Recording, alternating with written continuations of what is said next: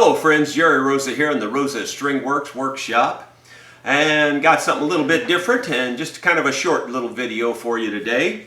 I just got through making a whole batch of deer antler saddles for the mandolin. Here's the original ebony one that I copy. This was off of, I believe, the German-made bridges and saddles, and it's an ebony saddle. And then I take that and I convert that into these deer antler saddles. And you know, deer antler being a natural material, obviously there's always little minor flaws in it. You've got, you know, as you can see, there's some porosity on this side of the saddle, but I always make them and use just where the porosity just barely gets into it so that it's still strong. The deer antler saddles, what they do for you is they give you a lot of volume. They also, if you're a hard player, they keep you from breaking strings. I am a hard player. With an ebony saddle, I will break an average of 2 to 3 strings in an evening if I'm playing for a couple hours. If with a deer antler saddle, I might only break 1 or 2 strings in a whole month. I mean, it is significantly different on the breakage. But the volume is also very much increased with this. Now, I'm not going to lie to you. I'm going to tell you straight up and down that if your instrument sounds thin, it's going to sound even thinner with a little bit harder bridge. If you've got a good woody sounding instrument, it will really bring the volume out. It will really improve your instrument. It brings the volume out in any instrument, but if it's a thin, tinny sounding instrument, well, then it's probably not going to help you as much, at least in the sound quality range. It will definitely give you the same kind of volume though. Anyway, the reason I'm telling you about these deer antler saddles is a fellow YouTuber, Randy Schartiger, and I hope I'm pronouncing your name right, Randy. It could be Randy Schartiger. It even could be Schartiger. I don't know. But anyway, Randy, if you know about my channel, you probably already know about Randy's channel because he's got thousands of subscribers where I have a mere few hundred. Of course, I've only been doing this about a year now, and I really haven't tried to publicize it too much other than just word of mouth. But anyway, Randy ordered one of these for a customer of his. He's going to install it on a mandolin, and I think he's going to do a video when he puts that on there too. So hopefully he'll do that. And anyway, if you haven't checked out Randy's channel, be sure to do that. Randy Schartiger, and he's on YouTube.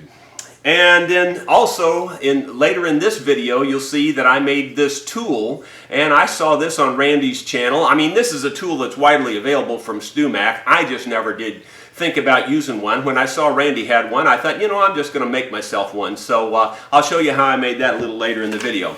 And finally, I want to invite you, if you're free this weekend, now we're talking today is June 24th, I believe.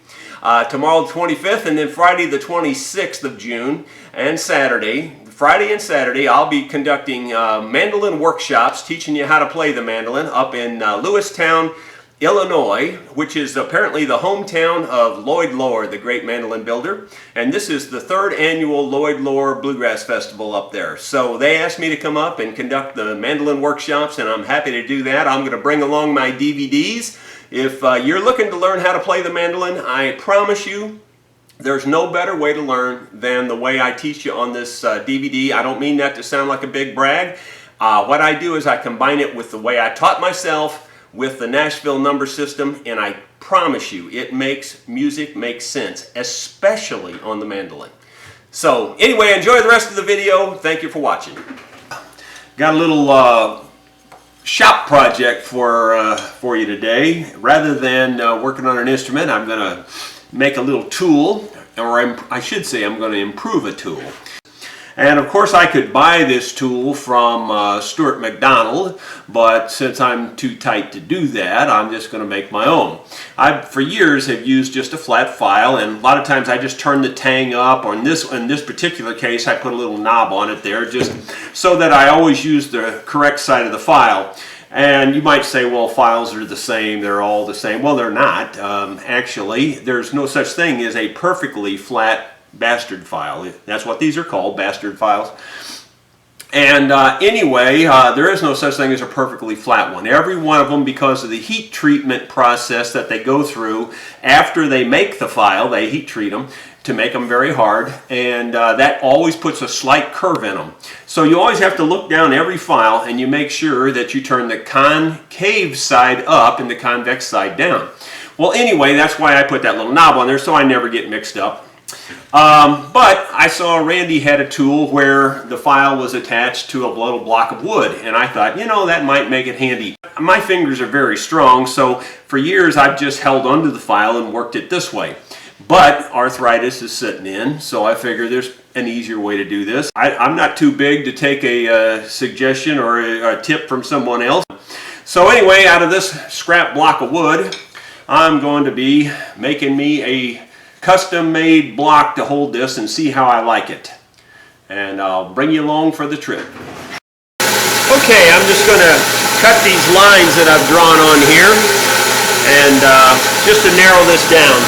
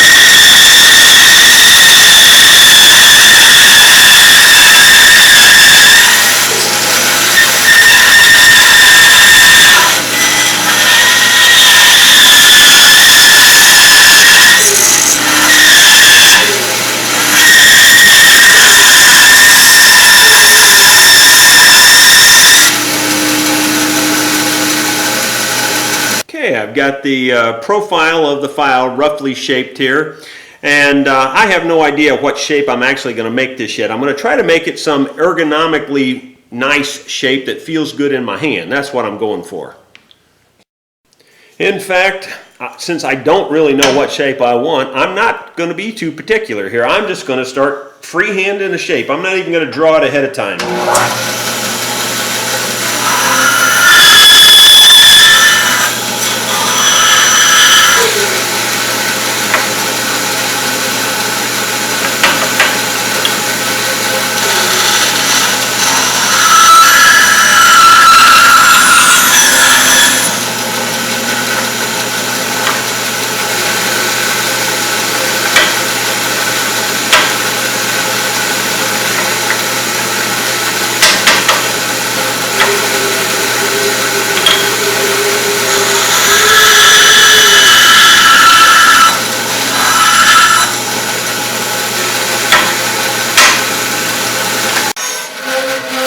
Well, by Joe, I think I've already got the perfect shape. That really does actually feel pretty good in my hand right like this.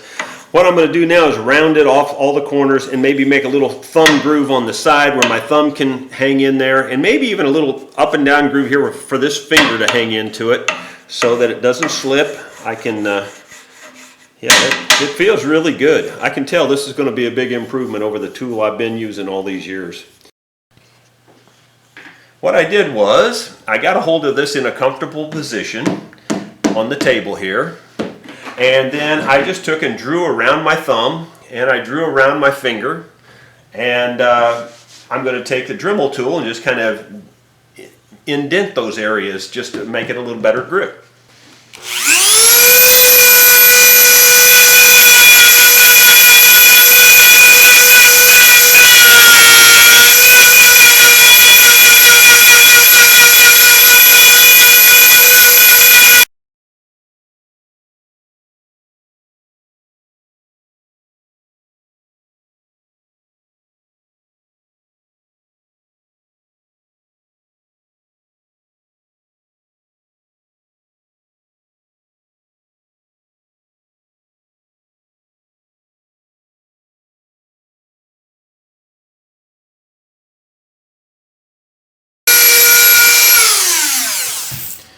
I believe that's going to do it as far as the rough shape. Now I'm going to take a file and different sanders and things and smooth it all down real nice.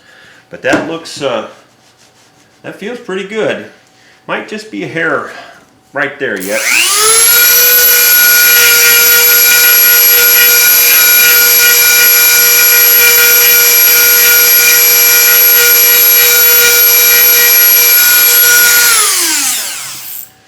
Yeah, that feels real good. That's going to give me really a lot of control and make life a lot simpler with this old arthritic body I have. I've used a variety of tools, a Dremel tool, some scrapers, some sanders, and I've got the shape that I like. It fits my hand really good. My thumb and my finger fit in there, and then this top finger fits on top, and the round part here falls in the heel of my hand. Feels really good. It's just about as good as I would ever expect something like that to feel. And now I need to cut off the tang of this file, and I guess we'll try some epoxy to attach that. I don't know the best way to attach it, but we'll see what epoxy does. I have to say, and I know a lot of people are going to argue with me, that I don't have any luck with JB Weld. I'm going to try it on this. This is old, to be fair, it's old JB Weld. It's been sitting around a while. But I haven't really opened it much or used it much, so it should be pretty good, I would think. That's the hardener.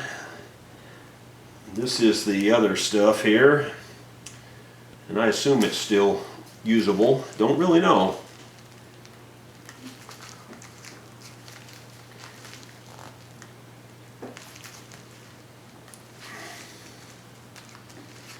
I got about equal parts there, roughly.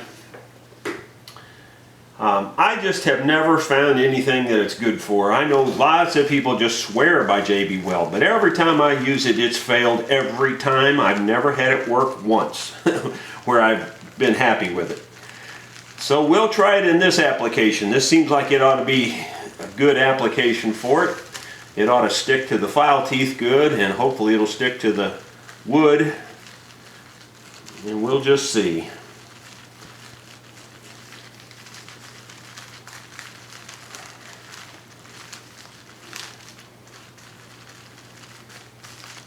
Seems like it's mixed up pretty good.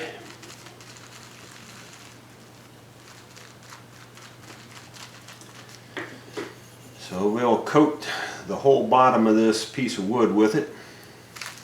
Easier to coat the wood than the file, I think, because the file is too narrow to hold on to.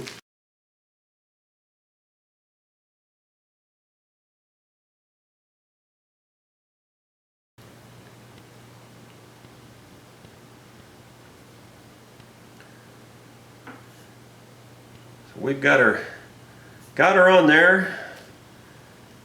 Now I'll devise a way to keep that clamped up while it's curing. I'll give it 24 hours to cure. I know it doesn't really need that much time, but want to give it its best chance. Well, it's day 2 of this little tiny tool build, and it looks like this is going to be a real fine tool. The epoxy has set, or the JB Weld in this case, and it seems like it's holding fine. I think this is going to be a real nice tool for me to use. I can't wait to try it on my next instrument.